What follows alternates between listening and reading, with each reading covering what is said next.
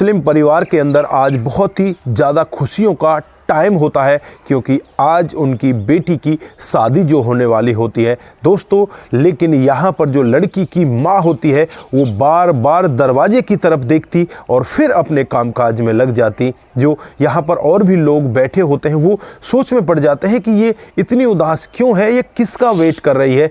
लेकिन थोड़ी देर बाद ही यहाँ पर एक हिंदू परिवार आता है और हिंदू परिवार को देखते ही यहाँ पर ये इस लड़की की माँ दौड़कर आगे जाती है और उस हिंदू व्यक्ति को गले लगा लेती है और कहने लगती है कि भाई मुझे विश्वास था कि तुम यहाँ पर जरूर आओगे।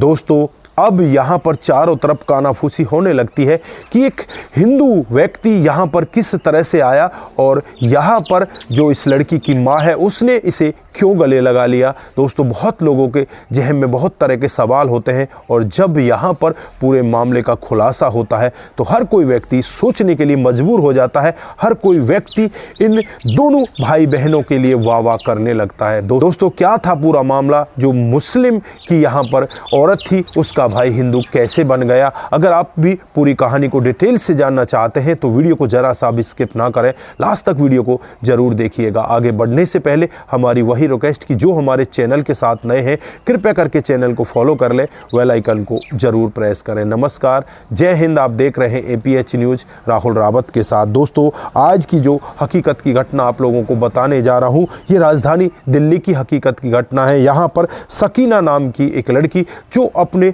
मामा के घर दिल्ली में रहा करती, उसका जो पैतृक गांव होता है वो इलाहाबाद में होता है और फिर यहीं पर रहकर वो पढ़ाई करने लगती है। एक दिन का वाक़या होता है, वो यहाँ से इलाहाबाद अकेली ही जाने वाली होती है। उसकी उम्र महज 18 साल होती है, उसकी रिजर्वेशन होती है।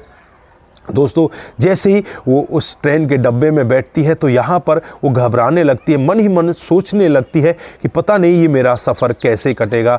दोस्तों फिर वहाँ पर जो सामने देखती है, सामने एक लड़का बैठा होता है, वो इससे बातचीत करने की कोशिश करता है लेकिन ये अपना मुंह दूसरी तरफ फेर लेती है। फिर यहाँ पर वो लड़का इससे कहने लगता है कि बहन मेरा नाम शकील है और मैं इलाहाबाद ही जा रहा हूँ और आप कहाँ पर जा रही हो? तो यहाँ पर वो कहती है कि इलाहाबाद ही मैं जा रही हूँ। तो यहाँ पर जो शकील है उससे कहता है कि बहन आप यहाँ पर मुझसे बातचीत कर सकती हो, मैं आपके साथ बातचीत करना चाहता हूँ, सफ़र आराम से कट जाएगा। लेकिन रुबीना यहाँ पर डरी हुई सहमी हुई सी बैठी होती है। फिर भी यहाँ पर जब शकील उससे अपनी बहन भाई का रिश्ता बनाता है तो यहाँ पर वो भी यही सोचती है कि शायद ये ठीक कह रहा है। फिर उसके साथ बातचीतें करती है और धीरे धीरे करके सफ़र कटने लगता है। थोड़ी देर ये दोनों के दोनों सो जाते हैं और जब यहाँ पर रुबीना का स्टेशन आने वाला होता है तो यहाँ पर वो शकील से कहती है कि भाई उठ जाइए, हमारा स्टेशन आ गया, हम दोनों को उतरना है। लेकिन यहाँ पर जो शकील होता है वो कहने लगता है कि बहन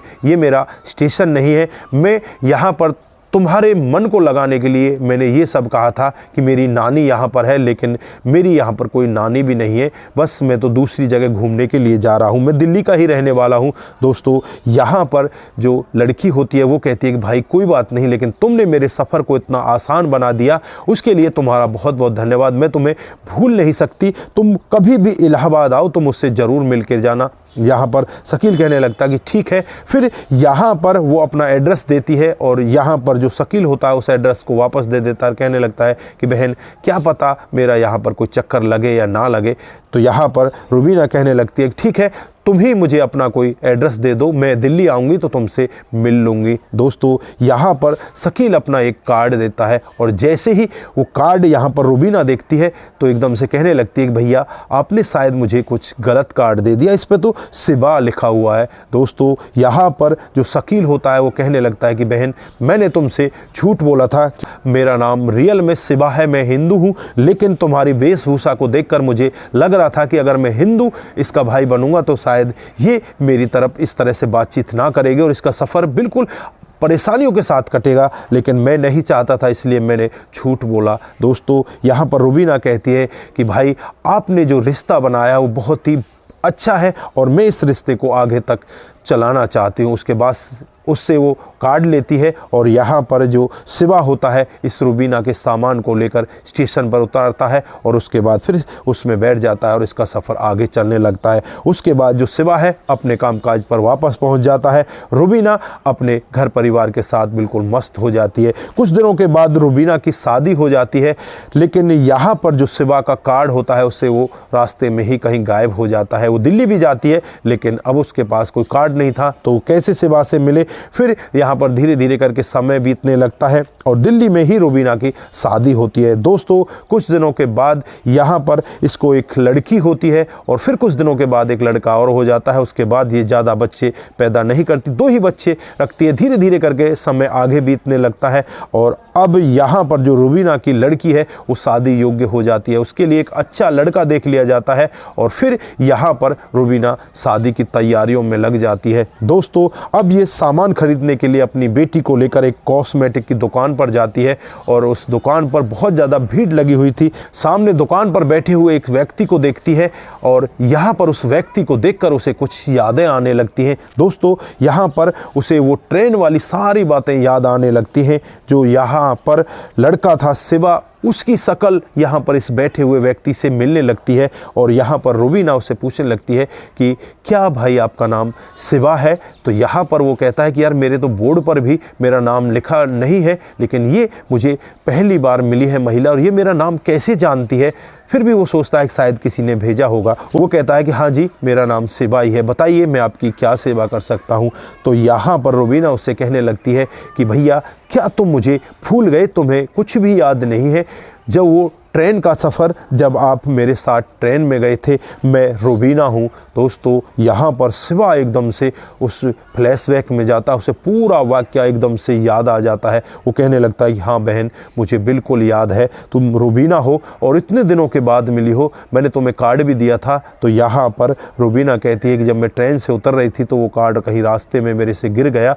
उसके बाद मैंने कई बार कोशिश की कि मैं आपसे मिलूँ, लेकिन मेरे पास कोई एड्रेस नहीं था, मैं कैसे आपसे मिलती। लेकिन यहाँ पर परमात्मा का, अल्लाह का शुक्र आज मैं अदा करना चाहती हूँ कि यहाँ पर अल्लाह ने हमें इस तरह से मिला दिया। दोस्तों, अब यहाँ पर जो शिवा होता है अपनी बहन के लिए कुछ खाने पीने का सामान भी मंगाता है और कहता है कि बहन तू टेंशन ना कर, तुझे जो सामान चाहिए तू वो सामान ले जा।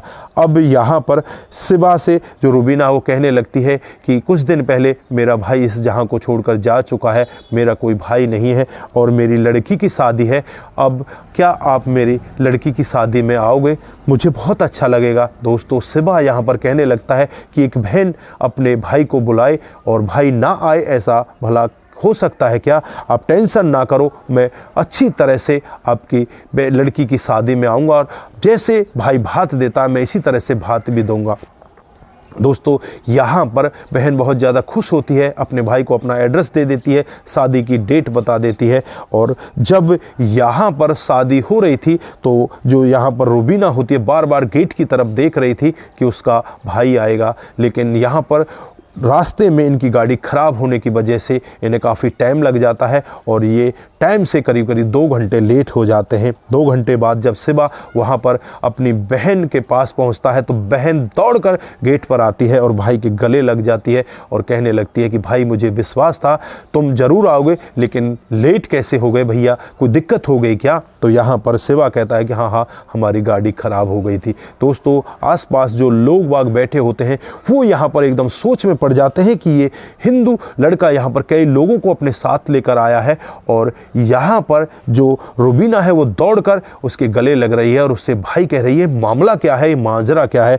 दोस्तों, यहाँ पर लोग बाग पूरा मामला जानने के इच्छुक होते हैं तो रुबीना यहाँ पर खड़ी होकर पूरा वाक्य बताती है कि इस तरह से मेरे भाई ने मेरी ट्रेन में मदद की थी और आज मेरा भाई मेरे यहाँ पर भात देने के लिए आया है। दोस्तों, यहाँ पर तालियां बजने लगती हैं और जो यहाँ पर हिंदू मुस्लिम करने वाले लोग होते हैं वो एकदम से टूट जाते हैं और यहाँ पर वो कुछ भी नहीं कह पाते। उन लोगों की बिल्कुल ज़बान पर ताला लग जाता है कि आज यहाँ पर इन बहन भाइयों ने इन रिश्तों से ऊपर बढ़कर बहुत बड़ा काम किया है। भाई के लिए वाहवाही होने लगती है और भाई फिर यहाँ पर भात देता है, सभी लोगों की विदाई वगैरह कराता है। उसके बाद जो रुबीना होती है वो कहती है कि भाई आपको तब तक रुकना है जब तक हमारी बेटी विदा नहीं हो जाती। दोस्तों यहाँ पर जो भाई है वो कहता है कोई बात नहीं बहन, जब तक बेटी विदा नहीं होगी तब तक मैं यहाँ से नहीं जाऊँगा। उसके बाद जो बेटी है वो विदा हो जाती है, अच्छे से उसकी विदाई हो जाती है। और उसके बाद जो बहन रुबीना है यहाँ पर अपने भाई के लिए एक डाला बांधती है। डाला का मतलब होता है कि कुछ मिठाई वगैरह यहाँ पर जो भात देने वाले होते हैं उनके लिए रखी जाती हैं, वो मिठाई वगैरह रखती है। और उसके बाद यहाँ पर भाई उन मिठाइयों को खुशी खुशी अपने घर ले जाता है। उस दिन के बाद से रुबीना यहाँ पर उसे ही अपना भाई समझती है और उसे ही अपना भाई का मान सम्मान देती है। दोस्तों अब रुबीना का आना जाना यहाँ पर शिवा के घर हो गया। शिवा की हालांकि 2 बहन और भी हैं, वो भी आती हैं और रुबीना भी आती है। रुबीना को भी वो उतना ही प्यार देता है जितना और बहनों को देता है। दोस्तों अब इनके रिश्ते ऐसे बन गए हैं जैसे कि ये सगे भाई बहन हैं, एक ही माँ की कोख से इन दोनों ने जन्म लिया हो। दोस्तों यहाँ पर जो लोग बाग हैं वो इनकी मिसाल भी देते हैं, कुछ लोग इनसे जलते भी हैं, कुछ लोग यहाँ पर ये भी कहते हैं कि यार पता नहीं ये किस लोभ लालच से ऐसा काम कर रहा है, जबकि इनके अंदर कोई भी लोभ लालच नहीं है, बस एक रिश्ता है जो भाई बहन का है और वो अटूट बंधन इनका अभी तक चला आ रहा है। यहाँ पर जो रुबीना है वो मुस्लिम होते हुए भी अपने भाई की कलाई पर राखी बांधती है और यहाँ पर जो भी तीज त्योहार हिंदुओं के होते हैं उसे पूरी तरह से ये निभाती है। और यहाँ पर जो भाई शिवा है वो भी जो मुस्लिम रीति रिवाज के त्योहार होते हैं उनको ये पूरी तरह से निभाता है। तो दोस्तों ऐसी मिसालें बहुत कम देखने को मिलती हैं। ये थी आज की एक छोटी सी कहानी। आप लोगों को कैसी लगी? अगर आपको ज़रा सी भी प्रभावित करती है, ज़रा सी भी अच्छी लगती है तो दोस्तों के साथ ज़रूर शेयर करके जाएं। दोस्तों आपका एक शेयर हमें आगे बढ़ाता है और इसी तरह से सच्चा पर आधारित कहानियां हम आपके बीच लेकर हाजिर होते रहते हैं। दोस्तों जिन साथियों ने हमारे पिछले वीडियोज पर कमेंट किए थे उनका नाम हम यहाँ पर बारी बारी से लेने वाले हैं। दोस्तों जो सबसे पहला कमेंट आता है वो रामलाल लाधा जी का आता है। वो लिखते हैं अंत भला तो सब भला। सर जी आपकी कहानी कहने के लिए आपका बहुत बहुत धन्यवाद। आपका भी कमेंट करने के लिए बहुत बहुत धन्यवाद। उसके बाद लर्जन राजू जी हमें लिखते हैं, सर जी आज मैं कहानी तो सुनी बट आपकी जो रेड टी शर्ट है लुक बहुत ही ब्यूटीफुल लग रहा है, नज़र ना लग जाए सर जी, आपको आपका आशीर्वाद है, नज़र क्यों लगेगी हमें, आपकी अदालत में इंसाफ होता है कुछ टाइम के बाद। T shirt Google very nice story. आपका बहुत बहुत धन्यवाद। आपका भी बहुत बहुत धन्यवाद। उसके बाद मोमन श्रीवास्तव जी लिखते हैं आपकी कहानी अच्छी लगती है, मैं बिहार 28 से। आपका भी दिल की गहराई से बहुत बहुत धन्यवाद। उसके बाद हरी भाई जी लिखते हैं हरीलाल जमुनानगर आपकी कहानी अच्छी लगती है जी, आपका बहुत बहुत धन्यवाद। उसके बाद Singh Digvijay very super story, आपका भी दिल की गहराई से बहुत बहुत धन्यवाद। उसके बाद Monu Jain ji very nice video, आपका भी बहुत बहुत धन्यवाद। उसके बाद बेदुलाल मीना जी नाइस लिखते हैं, आपका भी बहुत बहुत धन्यवाद। चित्रलाल जरवाल जी जय हो सर जी गुड स्टोरी, आपका भी दिल की गहराई से बहुत बहुत धन्यवाद। कमल सिंह जी हमें लिखते हैं कि आपकी कहानी हर दिन की तरह हमें बेहतर लगती है, आपका बहुत बहुत धन्यवाद। रणधीर चौहान जी हमें कमेंट करते हैं कि आपकी कहानी बहुत ही अच्छी होती है, आपका भी दिल की गहराई से बहुत बहुत धन्यवाद। आप सभी लोग इसी तरह से हमें कमेंट करते रहें, इसी तरह से आप हमारे साथ प्यार दिखाते रहें। आप सभी का दिल की गहराइयों से बहुत बहुत धन्यवाद। नमस्कार, जय हिंद, जय भारत।